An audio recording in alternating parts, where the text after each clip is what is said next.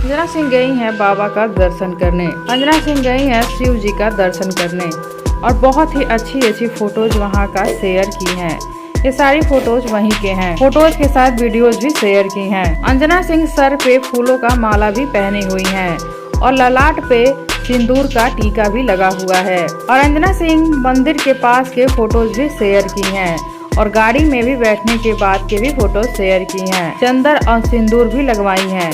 अंजना सिंह के हाथों में भी सिंदूर और चंदन लगे हुए थे। अंजना सिंह काफी प्यारी लग रही हैं और अंजना सिंह काफी धार्मिक विचार की भी हैं। पूजा पाठ बहुत ही अच्छे से और बहुत ही मन से करती हैं। इन फोटोज और इन वीडियोस को देखकर इस बात का तो अंदाजा आप लोग लगा ही लिए होंगे।